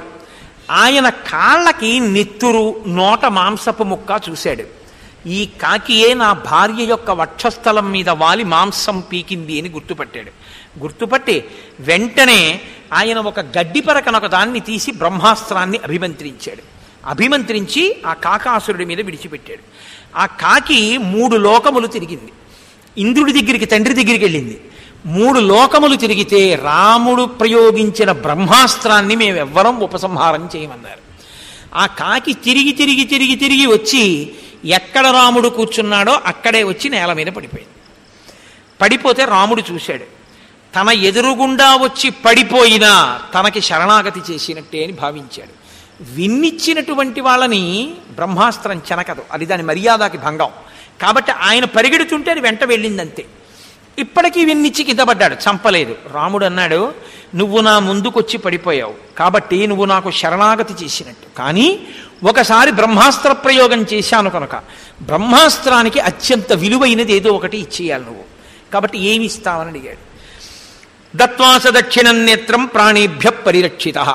ఎందుచేతనంటే సర్వేంద్రియాణం నయనం ప్రధానం సర్వస్య గాత్రస్య శిర ప్రధానం. ఇప్పుడు తలకాయని రక్షించుకోవాలంటే కన్ను ఇచ్చేయాలి. కాబట్టి కాకంది, నా కుడి కన్ను తీసేసుకో, నా కుడి కంటిలోని చూపు తీసేసేయండి. కాబట్టి ఇప్పుడు కుడి కంటికి చూపు లేదు కాకి, అందుకే ఇలా ఇలా చూస్తుంటుంది. కాకి చూపు రావిడిది అంటుంటారు. అప్పటికీ ఇప్పటికీ కాకి జాతికంతటికి ఓ కంట్లో చూపు పోయింది అని. బ్రహ్మాస్త్రానికి తన కంటిలోని చూపునిచ్చేసింది. ఇచ్చేసినటువంటి కాకి వెళ్ళిపోతూ వెళ్ళిపోతూ సరామాయ నమస్కృత్య రాజ్ఞే దశరథాయచ, వెళ్ళిపోతూ వెళ్ళిపోతూ రాముడికి నమస్కరించింది, దశరథ మహారాజు గారికి నమస్కరించి వెళ్ళిపోయింది. ఇది నేను చెప్పానని గుర్తుగా చెప్పు. ఎందుకు ఇది? ఏమీ అభిజ్ఞానం అంటే మనమందరం కూడా గుర్తుపెట్టుకోవలసినటువంటి అభిజ్ఞానం. సీతమ్మ తల్లి ముందు రామచంద్రమూర్తి ఒళ్ళో కూర్చుంది. కూర్చున్నప్పుడు కాకి వచ్చి వాలింది. వాలి మాంసాన్ని పెరికింది. సీతమ్మ వెంటనే మట్టిగడ్డ తీసి కొట్టింది. రాముడు జోక్యం చేసుకోలేదు. తన రక్షణ తాను చూసుకున్నప్పుడు నేనెందుకు జోక్యం చేసుకుంటానని హాస్యం ఆడాడు. ఈ మట్టి బిడ్డ పెట్టి కొడుతుండడంలో ఆవిడ వడ్డానం జారింది, చీర దారింది. రాముడు నవ్వాడు. తర్వాత ఆవిడ రాముడి ఒళ్ళో పడుకుంది. నిద్రపోవడంలో ఆవిడ రక్షణ ఆవిడ చూసుకోలేదు. ఇప్పుడు రాముడు రక్షిస్తున్నాడు, కాకి రాలేదు. మళ్ళీ నిద్ర లేచిన తరువాత రాముడు సీతమ్మ ఒళ్ళో పడుకున్నాడు. సీతమ్మ లేచి ఉంది, రాముడు పడుకునున్నాడు. ఇప్పుడు కాకి వచ్చి తన మీద వాలింది. కానీ సీతమ్మ బెడ్డ విసరలేదు. ఎందుకంటే తాను బెడ్డ విసిరితే, తను కదిలితే రాముడికి నిద్రకి భంగం కలుగుతుందని, రాముడి యొక్క నిద్ర రక్షింపబడాలని తాను కదలకుండా కూర్చుంది. ఇప్పుడు ఆ నెత్తిటి బిందువులు రాముడి మీద పడ్డాయి. ఇప్పుడు తనని తాను రక్షించుకోవడం, బెడ్డ విసరడం మానేసి రాముణ్ణి లేపింది. రాముడు లేస్తూనే తనని తాను రక్షించుకోకుండా తన రక్షణ రాముడి మీద అప్పచెప్పింది. కాబట్టి ఒక కాకి అని కూడా చూడకుండా బ్రహ్మాస్త్రాన్ని విడిచిపెట్టాడు. ఇది శరణాగతి. నిన్న మీతో మనవి చేసింది నేను ఇది. మిమ్మల్ని అంటే అన్ని వేళలా అందరూ చేయలేరండో, అటువంటి ప్రయత్నాలు చేసే పని చేయకండి. దానికి బాగా పరిణతి కలగాలి. అసలు ఏ ప్రయత్నము లేకుండా పూర్తిగా ఇంకా విపరీతమైన నమ్మకంతో తన రక్షణ భారాన్ని పరమేశ్వరుని యందు న్యాసం చేసి విడిచిపెడితే పరమేశ్వరుడు ఆ రక్షణ భారాన్ని తాను స్వీకరిస్తాడు. మిమ్మల్ని మీరు రక్షించుకునే ప్రయత్నం చేసుకుంటున్నంతసేపు అది శరణాగతిలోకి రాదు. భక్తిలో తప్పులేదు, పురుష ప్రయత్నం ఈశ్వర ప్రయత్నం చూడాలి, కానీ శరణాగతిలోకి రాదు. శరణాగతి ఉత్తరక్షణ ఫలితాన్ని ఇచ్చేస్తుంది. ఏ ప్రయత్నం చేయకుండా రక్షించుకోకుండా ఆగిపోతే వెంటనే రాముడు లేచి బ్రహ్మాస్త్రం ప్రయోగించాడు. ఇది గుర్తు చెయ్యి అందావిడ. అని ఆవిడంది, నా కొరకు ఒక కాకి మీద బ్రహ్మాస్త్రం వేసిన వాడు ఇవాళ రావణుడిని ఎందుకు సంహరించట్లేదు, ఎందుకు వచ్చి రక్షించట్లేదని నేను అడిగానని అడుగు అంది. ఇప్పుడు కూడా నన్ను నేను రక్షించుకోవట్లేదు. 10 నెలల నుంచి రాముడే రావాలని ప్రతిజ్ఞ చేసి ఉన్నాను, ఎందుకు రాలేదు రాముడు? ఆనాడు ఒక కాకి మీదే వేశాడే బ్రహ్మాస్త్రం, మరి ఈనాడు ఎందుకు రాలేదు? బహుశः నాదే ఏదో తప్పు ఉండాలి. మమైవ దుష్కృతం కించిత్ మహదస్థిర సంతజ సమర్థాపితాయన్మాం అవేక్షేతే పరంతప.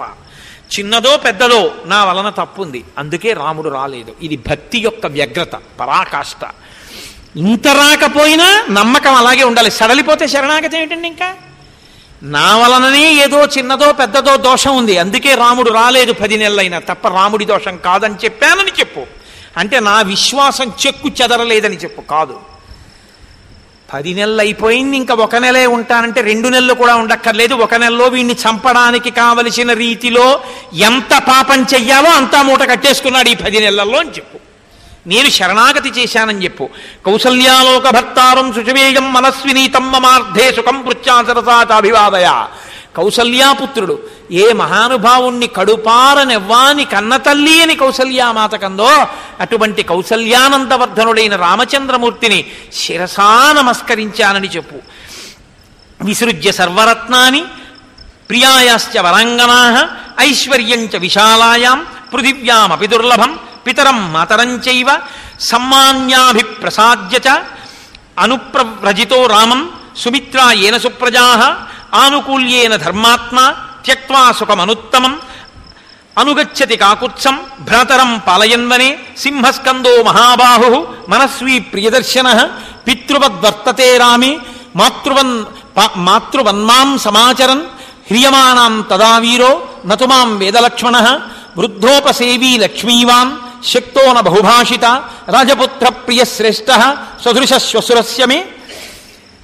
ఏ లక్ష్మణమూర్తి తన యొక్క ఐశ్వర్యాన్ని, తన అంతఃపురాన్ని, తన భార్యని కూడా విడిచిపెట్టి రామచంద్రమూర్తి తన తండ్రి సీతమ్మ నా తల్లి అని భావించి అక్కరలేని అరణ్యవాసాన్ని స్వీకరించి రాముణ్ణి నన్ను విడిచిపెట్టి ఉండలేక అనుగమించి మా వెంట వచ్చి అంత శుశ్రూష చేసి పెద్దల ఎడల భక్తిభావం కలిగినటువంటి వాడో అటువంటి లక్ష్మణమూర్తిని మనసారా నేను కుశలమడిగానని చెప్పు.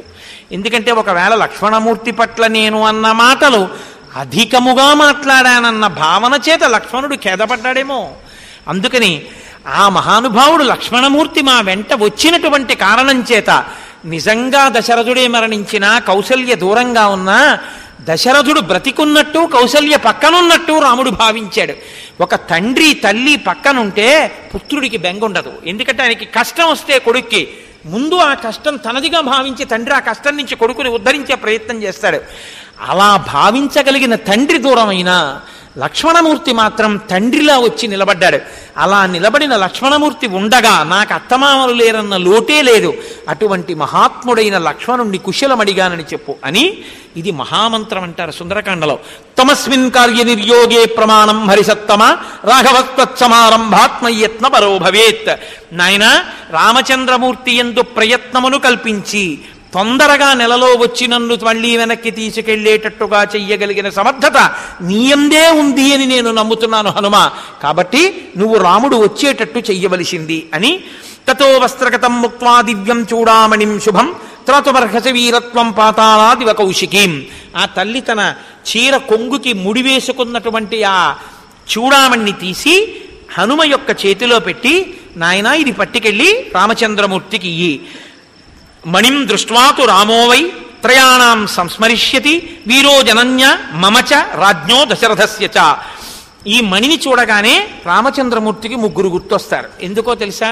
ఒకానొకప్పుడు సముద్రంలో ఉన్నటువంటి ఈ మణిని సముద్రుడు వరుణుడికి ఇచ్చాడు. వరుణుడు జనక మహారాజు గారికి ఇచ్చాడు. జనక మహారాజు గారు అత్యంత ప్రియ కుమార్తెని కాబట్టి నన్ను కన్యాదానం చేసేటప్పుడు ఆ మణిని పెట్టి అలంకరించి కన్యాదానం చేశారు. కాబట్టి ఆ కన్యాదానం చేసినప్పుడు జనకుడు, మా అమ్మ, దశరథుడు, రాముడు, నేను కూడా ఉన్నాం. కాబట్టి వాళ్ళ 3 కూడా రాముడికి జ్ఞాపకానికి వస్తారు. కాబట్టి ఈ మణిని పట్టుకెళ్ళి ఇయ్యి అని. తమస్మిన్ కార్య నిర్యోగే ప్రమాణం హరిసత్తమ హనుమన్ యత్నమస్థాయ దుఃఖక్షయ కరోభవ. అందుకే సుందరకాండ అంత శక్తివంతమైంది. ఈ ఘట్టం ఇంత గొప్ప ఘట్టంగా చెప్తారు పెద్దలు.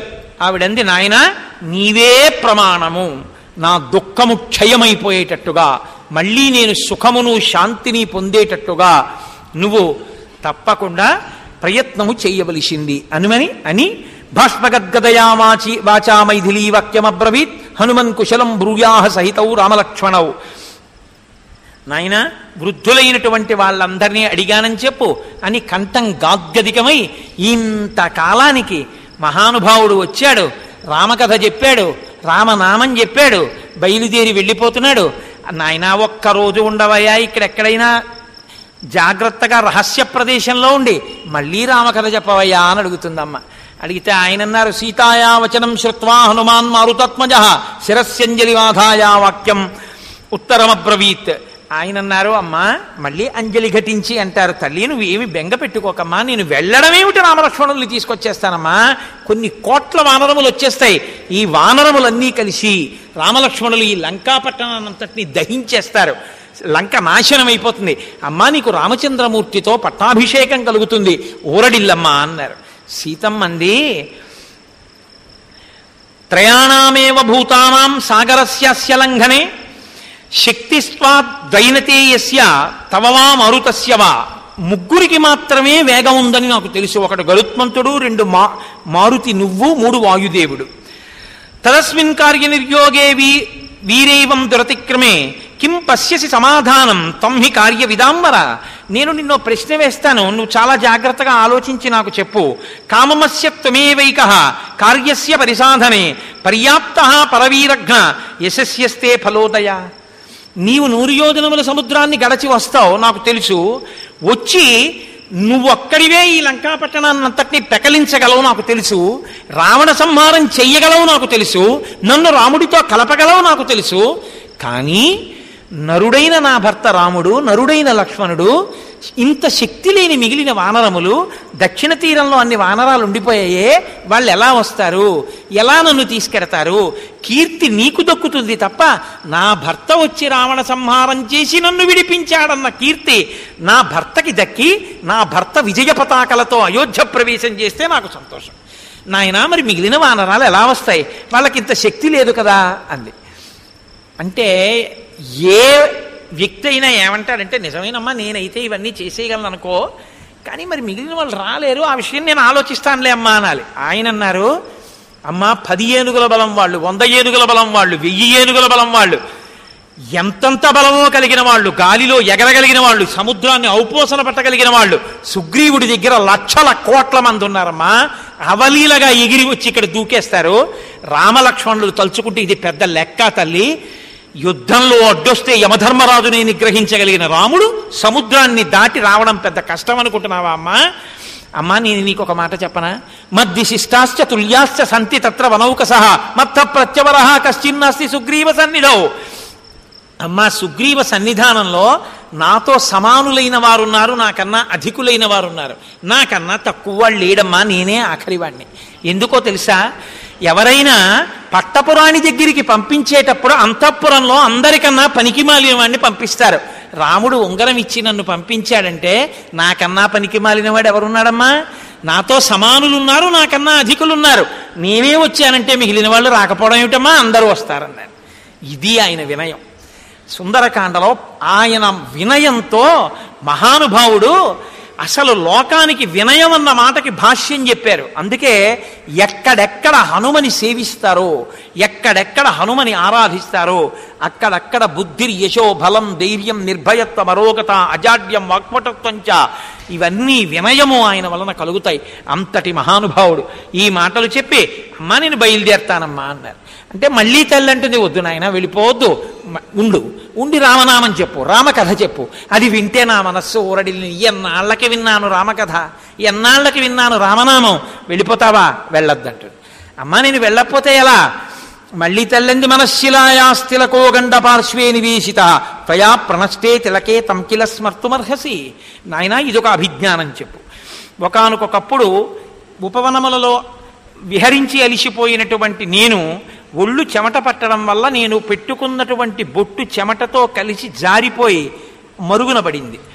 అప్పుడు రాముడు అక్కడే ఉన్నటువంటి ఒక మణిశిల అన్నదాన్ని తీసి అరగదీసి ఆ బొట్టు తీసి నా పాలభాగమునందు ఉంచాలి. కానీ బొట్టు పెట్టడం మానేసి బొట్టు పెడుతున్నాడనుకుని ఆవిడ ఇలా చూస్తుంటే ఆ వేలు తీసి బొట్టు పెట్టకుండా బుగ్గన చుక్క పెట్టాడు.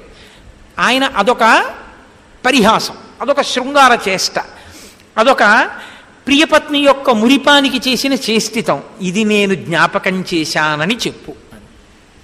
అంటే భర్తతో పంచుకున్న ఆ క్షణాల్ని మధురాతి మధురమైనటువంటి స్మృతులుగా బతుకుతున్నదాన్ని తప్ప నా బ్రతుకుకి ఇంకొక ఆశ లేదు. నేను ఇన్నాళ్ళు రాముడితో సమానంగా చూసుకున్నది ఏదైనా ఉంటే ఆ కేశభూషణం ఒక్కటే. ఎందుకో తెలుసా? ఈ కేశము పురుష వ్యామోహం. అటువంటి కేశభూషణాన్ని దీనికి నేను అలంకరించుకుంటే అది రాముడు సంతోషించాలని, అది నేను పెట్టుకున్నప్పుడు సంతోషించిన రాముడి చూపులు జ్ఞాపకం తెచ్చుకోవడానికి అది చూసుకునేదాన్ని. అది కూడా నీకు ఇచ్చేశాను.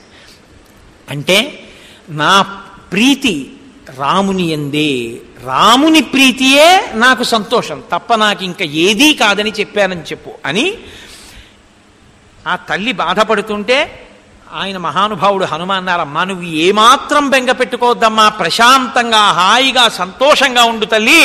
ఇమం ముహూర్తం దుఃఖానాం అంతం ద్రక్షసి భామిని. అమ్మా, ఈ క్షణంలో ఇప్పుడు నేను ఇక్కడ నిలబడి ఏ మాట అంటున్నానో ఆ మాటతో నీ యొక్క దుఃఖమంతా పరిసమాప్తమైపోయింది. నన్ను నమ్ము, ఇక నువ్వు దుఃఖించవలసిన పని లేదు. అతి కొద్ది కాలంలో రాముడు లక్ష్మణ సహితుడై వచ్చేస్తారు.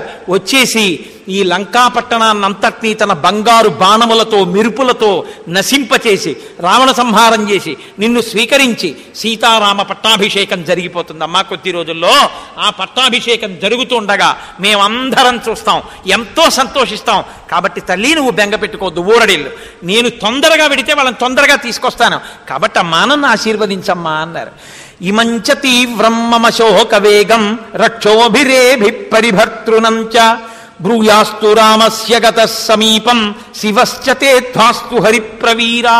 నాయనా, నీ ప్రయాణము మంగళమగుగాక, నువ్వు సంతోషకరముగా నీ ప్రయాణమును నిర్వహించదముగాక. నా చుట్టూ ఉన్న రాక్షస స్త్రీలు ఇంత బాధ పెడుతున్నారన్న మాట మాత్రం రాముడికి చెప్పడం మర్చిపోకని సరాజపుత్ర్యా ప్రతివేదితార్థః కపికృతార్థ పరిహృష్టచేతాః అల్పావశేషం ప్రసమీక్ష కార్యం దిశయుతీచం మనసా జగామ. సీతమ్మ తల్లి తనని మంగళప్రదంగా నాయనా నీ ప్రయాణం చెయ్యి అన్న మాట తల్లి ఆశీపూర్వకంగా పలికేటప్పటికే హనుమ పరమ సంతోషాన్ని పొంది అమ్మయ్యా సీతమ్మ దుఃఖాన్ని దైన్యాన్ని విడిచిపెట్టేసింది, ఇప్పుడు ఊరడిల్లి నమ్మి ఉంది కాబట్టి, శాంతి పొందింది కాబట్టి రాముడు వచ్చేంత వరకు ప్రశాంత చిత్తంతో ఉంటుంది. రాముడు వచ్చేస్తాడు, రావణవధ అయిపోతుంది, సీతారామ పట్టాభిషేకం 1 వారం రోజుల్లో పూర్తి చేసేస్తాం కాబట్టి అయిపోతుంది అని ఎంతో సంతోషంగా ఇహ సీతారామ పట్టాభిషేకం అయిపోయిన తర్వాత నాకేం కావాలి కాబట్టి బయలుదేరుతాను. ఇంకొక పని మిగిలిపోయింది, చిన్న పని, ఆ పని పూర్తి చేసేస్తే 1 కాండ అనుకున్నారు. చాలా సంతోషించారు మహానుభావుడు. ఆయన బయలుదేరుతానని సంకల్పం చేసుకుని మహాసంతోషంతో పొంగిపోతూ ఉత్తర దిశగా బయలుదేరడానికి సిద్ధపడుతున్నారు. అక్కడ సీతమ్మ తల్లి హనుమ కూడా పరమ సంతోషంగా ఉన్నారన్న ఈ ఘట్టం దగ్గర ఇవాల్టి ఉపన్యాసాన్ని పూర్తి చేస్తాను. ఈ సందర్భంలో నేను మీకు ఒకటి మనవి చేయాలి. నువ్వు రోజు ఇలాగే చెప్తావు అనుకోకండి, నేను యథార్థమే చెప్తున్నాను. రేపు జయమంత్రం, అత్యద్భుతమైనటువంటి జయమంత్రాన్ని దేవాలయంలో అదే రాస్తారు, జయశ్చతి బలో రామో లక్ష్మణశ్చ మహాబలః. అది చదివినా విన్నా కూడా జయం కలుగుతుందని. అంత గొప్ప జయమంత్రం రేపు ఉపన్యాసంలో వస్తుంది. రేపు హనుమ పూర్తిగా తన సందేశాన్ని కూడా ఇచ్చి లంకని దహించి సీతమ్మని దర్శించి తిరిగి వెడతారు. ఆ వానరులందరూ శుభవార్త వింటారు. అంత గొప్ప ఘట్టాన్ని రేపు చెప్పి రేపటితో సుందరకాండ పూర్తవుతుంది. సుందరకాండ పూర్తయినప్పుడు ఒక శ్లోకంతో పూర్తి చేస్తారు, అందుకు పారాయణ చేస్తారు. సుందరకాండ పారాయణ చేయండి అని ఎందుకంటారంటే ఆ శ్లోకం కోసం వింటారు. తతో మయా వగ్విదధీన భాషిత, ఆ శ్లోకం కోసం. అందులో నేను శాంతినిచ్చాను అని చెప్పారు హనుమ. అది విన్న వాళ్ళందరికీ మనశ్శాంతి కలుగుతుంది అని. కాబట్టి రేపు మనందరం చక్కగా ఆ ఉపన్యాసంతో సుందరకాండని పూర్తి చేసుకుందాం. ఈ సందర్భంలో నేను ఒకటి మనవి చేస్తాను మీకు. హరిప్రసాద్ గారు మీతో చెప్పి ఉన్నారు, శృంగగిరి పీఠం డబ్బుల కోసం వ్యామోహపడే పీఠం కాదు అని. యథార్థం ఎందుకు వ్యామోహపడుతుంది? ఆ పీఠంలో ఎంత శక్తివంతమైన పీఠాధిపతులంటే ఒక్కసారి గాలిలో ఇలా అంటే గణపతి వచ్చారు, తోరణ గణపతి. అంత శక్తివంతమైన పీఠం. కేవలం కాకరకాయలు తిని అష్టసిద్ధులు పొందినటువంటి పీఠాధిపతులు దానికి ఉన్నారు.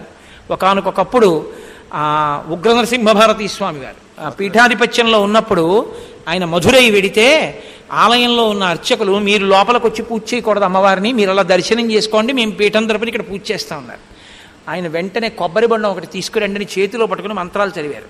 అమ్మవారిలో ఉన్న కళలన్నీ కొబ్బరి బండంలోకి వెళ్ళిపోయి ఆయన దాన్ని పట్టుకెళ్ళిపోయి పీఠంలో పెట్టి విడిదిలో పెట్టి పూజ చేస్తున్నారు. అమ్మవారు వెలవెలపోయి విగ్రహం అంతా ఎండిపోయినట్టు అయిపోయింది.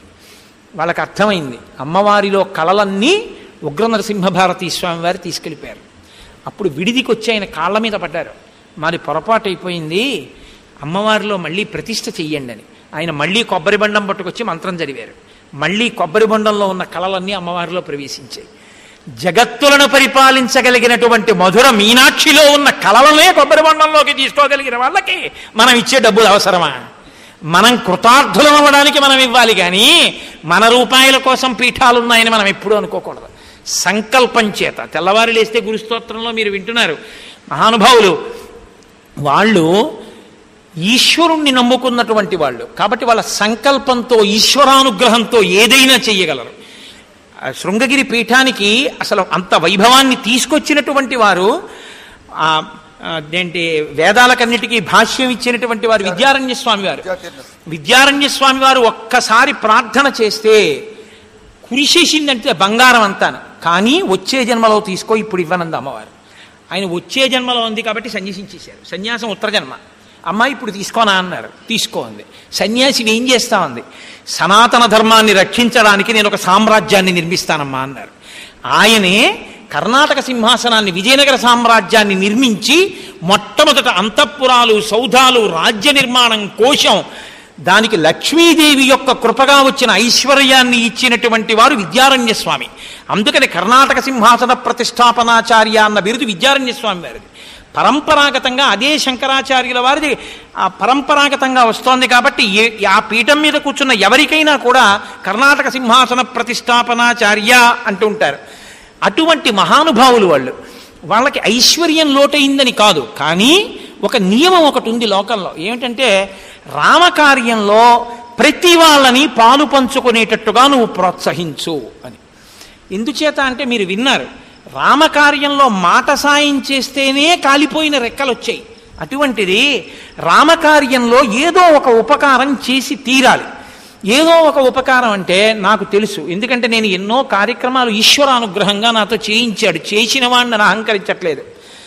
చాలామందికి మొహమాటం ఎక్కడొస్తుందంటే మనం అంత శక్తివంతులమా, మనం ఒక 116 ఇద్దామంటే ఆయన రోజు చదివే లిస్టులో 10,000 15,000 25,000 లక్ష ఉంటున్నాయి. నేను పట్టుకెళ్ళి 116 ఏమనిస్తాను? ఓ 11 రూపాయలు నేను ఏమనిస్తాను రామకార్యానికి? ఇంకొక వారం రోజుల్లో రామ పట్టాభిషేకం. నా చెయ్యి వేద్దామనున్నా ఎలా వెయ్యను అని బాధ ఉంటుంది. అందుకే మేము కాకినాడలో ఏం చేస్తామో తెలుసా అండి, అసలు ఎవరి దగ్గర డబ్బుచ్చుకు రసీదేమో. ఒకే ఒక్కరోజు ఆ మహత్కార్యం జరగడానికి హుండీ పెడతాం, ఒక్కరోజే. ఇంకా 10 రోజులు ఆ హుండీ పెట్టరు. ఒకే ఒక్క రోజు, అది కూడా మహత్తరమైన రోజున పెడతాం. ఎందుకంటే వాళ్ళకి అది ఈశ్వరానుగ్రహాన్ని కల్పించాలి. నీ శక్తికి నువ్వే సాక్షి. రాముడు దాన్ని చూస్తాడు. మన మన మన రసీదులు ఎందుకో, మన అల్లరి ఎందుకో. అర్ధనా వేయగలిగిన వాడు అర్ధనా వేస్తాడు, 100 వేయగలిగిన వాడు 100 వేస్తాడు, 1000 కలిగిన వాడు 1000 వేస్తాడు. ఒక్కొక్కసారి మా హుండీ తీసినప్పుడు 500 రూపాయల కట్టలు ఉన్న రోజులు ఉన్నాయి. ఏం గోపాలకృష్ణ గారు, ఫారిన్ ఎక్స్చేంజ్ హుండీలో ఉన్నటువంటి రోజులు ఉన్నాయి. బంగారు కాసులు వేసిన వాళ్ళు ఉన్నారు. అవి ఆ కౌంటింగ్ కూడా మేము ఎక్కడో చెయ్యం. అది పర్టికులర్ టైమింగ్స్ ఇస్తాం. ఈ టైం నుంచి ఈ టైం వరకే హుండీ ఉంటుంది. అయిపోయిన తర్వాత కార్యక్రమంతో ఏ సంబంధము లేకుండా సభలో ఉన్న వాళ్ళు ఎవరినో ఇలా చూసి, అయ్యా మీరు మీరు మీరు అని ఒక 6-7 మందిని నామినేట్ చేస్తాం. వాళ్లే ఆ రోజు రాత్రి ఈశ్వర పాదాల దగ్గరే లెక్క పెడతారు. లెక్క పెట్టి పీఠం యొక్క నిర్వాహకులు ఎవరుంటారో, మాకు దేవాలయ నిర్వాహకులు గోపాలకృష్ణ గారు, వారికి అందజేస్తాం. వారికి ఇస్తారు. మరురోజు సభలో దాన్ని అనౌన్స్ చేస్తారు, ఇంత వచ్చింది నిన్న హిందీలో అని. దాన్ని ప్రతిజ్ఞ చేస్తారు. ఇందులో ప్రతి రూపాయి ఈశ్వరా నీ పాదముల దగ్గర ప్రతిజ్ఞ చేస్తున్నాను, నీ కార్యానికే ఖర్చు పెడతాను, అది చాలు, అంతే. ఎవరు ఈశ్వరుడి డబ్బు వాడుకుంటారని అందులో అటువంటి వారికి ఏం కావాలి? ఆయనకి ఎందుకు? ఆయనే బోల్డ్ పాపం మహానుభావుడు పీఠానికి భక్తితో చేస్తున్నవారు. కాబట్టి రేపు నేను ఇది నమ్మిన వాణ్ణి, రామకార్యం మీద ఉపకారం చెయ్యాలి అనుకున్న వాళ్ళని ప్రోత్సహించి తీరాలి తప్ప ఎప్పుడూ నిరుత్సాహపడకూడదు. అందుకే రేపు సాయంకాలం 6 గంటల నుంచి రేపు సాయంకాలం నా ఉపన్యాసం అయిపోయిన తరువాత ఒక 15 నిమిషాలు 30 నిమిషాలు అంతే బాస్. నేను ఇక్కడే ఉంటాను రేపు ఉపన్యాసం అయిపోయాక. ఉపన్యాసం పూర్తయిపోయిన తర్వాత కొంతసేపటికి అది అలా ఎదురు చూస్తూ ఇంకా మా అబ్బాయి వస్తాడండి, మా మేనల్లుడు వస్తాడండి వచ్చాం అంతే. ఆ తర్వాత మీరు వేసేది ఏమైనా ఉంటే అవి దేవాలయాల్లోకి వెడతాయి. రామకార్యంలోకి వెళ్ళేది అంటే పట్టాభిషేకానికి ఖర్చు కానీ రేపు అన్నదానంలోకి కానీ ఈ ద్రవ్యాన్ని రామకార్యంలో వాడతారు. దానికి రేపు సాయంకాలం 6 గంటలకి ఒక ప్రత్యేకమైన హుండీ ఒకటి పెడతారు. ఎక్కడ పెడతారు ఆ హుండీ? శారదాదేవి దగ్గర పెట్టండి. శారదమ్మ ఎదురుగుండా విశాలంగా ఉంటుంది కాబట్టి ప్రాంగణం, వాళ్ళు క్యూలో నించున్నా తేలిగ్గా ఉంటుంది. శారదమ్మ ఎదురుగుండా వెంకటాచలంలో కడతారే అలా ఒక పెద్ద హుండీ కట్టించండి. అక్కడ ఒక వ్యక్తిని పెట్టండి. వాళ్ళు వచ్చి మీరు ఎవ్వరికీ చెప్పక్కర్లేదు. మీరు అర్ధనా వేస్తే వేయండి, పైసా వేస్తే వేయండి. మీరు ఒకవేళ అది కూడా వెయ్యగలిగిన శక్తి ఈశ్వరుడు మీకు ఇవ్వకపోతే శ్రీరామ అని రాసి ఒక కాగితం మీద అందులో వేయండి. మీరు ఎంత వేసినా రామచంద్రమూర్తి కార్యానికి. కానీ నేను అనుకుంటున్నాను రాముడు అలా ఎవ్వరినీ ఆ స్థితిలో ఇక్కడ ఉంచలేదు. రామనామము రాయిస్తాడు, ఎంతో కొంత ఇవ్వగలిగిన వాళ్ళమే. కాబట్టి నా వాక్కు ఆ దోషంతో కూడుకున్నది అని మీరు అనుకోవద్దు. కాబట్టి ఎవరు ఎంత వెయ్యగలిగితే అంతా వెయ్యండి. రేపు రాత్రి మనం ఉపన్యాసం అయిపోయినటువంటి ఒక్క 30 నిమిషాలు, ఉపన్యాసం అయిపోయిన తర్వాత 30 నిమిషాలు మాత్రమే ఆ హుండీ ఉండాలి హరిప్రసాద్ గారు. 30వ నిమిషం దాటిపోగానే దాన్ని క్లోజ్ చేసేసి మీ సమక్షంలో పెద్దలు తీసుకొచ్చి ఇక్కడ పెడితే మనం సభలోనే ఎవరో కొంతమందిని నామినేట్ చేద్దాం. అసలు నాకు చాలామంది తక్కువ పరిచయం, ఇక్కడ వ్యక్తిగతంగా పరిచయాలు నాకు ఇక్కడ చాలా తక్కువ. నేను ఉపన్యాసానికి వస్తాను, అయిపోతే మళ్ళీ నా విడిదికి వెళ్ళిపోతాను, నాకు పరిచయం ఏముంటుంది. కాబట్టి నేను పక్షపాతంతో ఎవరిని పిలిచేది ఉండదు. అయినా నాకు అలాంటి వాటికి సుతారము నేను ఇష్టపడను. ఎవరిని నామినేట్ చేద్దాం అనుకుంటే వాళ్ళని చేస్తాం. వాళ్ళకు ఒకవేళ కష్టం ఉంటే లెక్క పెట్టడంలో వాళ్ళు అయ్యా నన్ను వద్దు ఇంకోరిని పెట్టండి అంటే ఇప్పుడు ఇంకోరికి ఇస్తాం. ఆడవారికి కూడా అవకాశం ఇద్దాం. ఇది వారు తరించాలి, వాళ్ళు వేసిందే. ఆడవాళ్లలో కూడా ఎవరి వీధనా చూపుడు వేలాగితే వాళ్ళకి అవకాశం. కాబట్టి చక్కగా రేపటి రోజున మీ అందరూ కూడా ఆ ద్రవ్యాన్ని చూద్దాం అనుకున్న వాళ్ళు కూడా చూస్తారు. ఇలా ఓ తాడు కట్టేసి ఇక్కడే ఈ ఎదురుగుండానే పోసేసి, అంటే ఒక భద్రత ఉండాలి కాబట్టి అలా ఓ తాడు కట్టేసి కాస్త రక్షణ నిలబడి అందరూ చూసేవాళ్ళు కూడా చూడొచ్చు. హుండీ కింద పోసినప్పుడు చక్కగా లెక్క పెట్టి 33 రూపాయలు వస్తే 33 రూపాయలు, 3,70,000 వస్తే 3,70,000. రామకార్యంలో పాలు పంచుకొని కృతార్థులవుదాం. సంపూర్ణ రామాయణంలో ఇంత క్రతువులో ఇది మన భాగ్యం. జీవితంలో మనం చెయ్యగలిగింది చేద్దామనుకున్న తృప్తితో వెయ్యండి తప్ప నేను అన్నానని వెయ్యొద్దు. మీకు చెప్పి నేను చెయ్యని వాడిని కాను. నేను కూడా నాకు ఈశ్వరుడిచ్చిన దానికి లోటు లేకుండా నేను కూడా హుండీలో వేస్తాను. నన్ను నమ్మండి. మీ దగ్గర డబ్బులు ఇచ్చుకోవడానికి నేను చెప్పాను అనుకోవద్దు. నేను కూడా రేపు ఉపన్యాసానికి వస్తూనే హుండీలో వేసి ఉపన్యాస వేదిక మీదకి వస్తాను. కాబట్టి రేపు అందరం రామకార్యంలో పాలు పంచుకొని సంతోషంగా ఒక్క కుటుంబ సభ్యులం. అది ఎంత రానివ్వండి, దానికి ఏం టార్గెట్లు లేవు.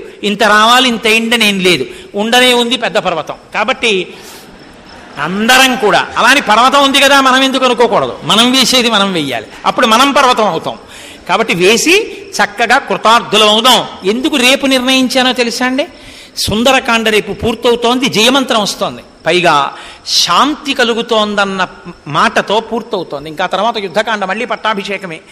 ఈ ద్రవ్యాన్ని బట్టి ఆయన ఈ పట్టాభిషేకానికి కావలసినటువంటి వాటికి వ్యయం చేసేటప్పుడు ఈ సొమ్ము వ్యయంగా ఇచ్చేస్తారు. ఇచ్చేసి పట్టాభిషేకం వేళటికి మనందరి ధనంతో రామచంద్రమూర్తి యొక్క పట్టాభిషేకం జరుగుతుంటే మేమందరం రామ కింకరులం, రామ బంట్లమని మనం పొంగిపోదాం. కాబట్టి రేపు చక్కగా కార్యంలో పాలు పంచుకోండి. అందరూ అందులో కృతార్థులగుదురుగాక. ఒక్క 11 మాటలు రామనామని చెప్పేద్దాం. కోరి కొలిచిన వారికెల్లను కొంగు బంగారు రామనామము. రామనామము రామనామము రమ్యమైనది రామనామము. నీవు నేనను భేదమేమియు లేకయున్నది రామనామము. రామనామము రామనామము రమ్యమైనది రామనామము. అండపిండ బ్రహ్మాండములకాధారమైనది రామనామము. రామనామము రామనామము రమ్యమైనది రామనామము. బ్రహ్మ సత్యము జగన్మిథ్యాభావం మే శ్రీరామనామము. రామనామము రామనామము రమ్యమై రామనామము. సకల జీవులలోన వెలిగే సాక్షిభూతము రామనామము. రమ్యమైనది రామనామం. ఆంజనేయుని వంటి భక్తులకు ఆశ్రయము శ్రీరామనామము. రామనామము రామనామము రమ్యమైనది రామనామము. రాకడయు పోకడయు లేనిది రమ్యమైనది రామనామము. రామనామము రామనామము రమ్యమైనది రామనామము. నీలమేఘ శ్యామలము నిర్మలము అయినది రామనామము. రామనామము రామనామము రమ్యమైనది రామనామము. నిర్వికారము నిర్వికల్పము నిర్గుణము శ్రీరామనామము. రామనామము రామనామము రమ్యమైనది రామనామము. పాలు మీగడ పంచదారల పక్వమే శ్రీరామనామము. రామనామము రామనామము రమ్యమైనది రామనామము. మంగళాశాసన పరైమదాచార్య పురోగమై సర్వైశ్చ పూర్వైరాచార్యై సత్కృతాయాస్తు మంగళం. మంగళం కోసలేంద్రాయ మహనీయ గుణాత్మనే చక్రవర్తి తనూజాయ సర్వభౌమాయ మంగళం. ఉమాకాంతాయ కాంతాయ కామితార్థప్రదాయినే శ్రీగిరీశాయ దేవాయ మల్లినాథాయ మంగళం. కరచరణకృతం వా కర్మవాక్కాయజం వా శ్రవణనైనజం వా మానసం వాపరాధం విహితం వా సర్వమేత్తక్షమస్వ. శివ శివ కరుణాబ్ధే శ్రీ మహాదేవ శంభో. సర్వం శ్రీ ఉమామహేశ్వర పరబ్రహ్మార్పణమస్తు. స్వస్తి.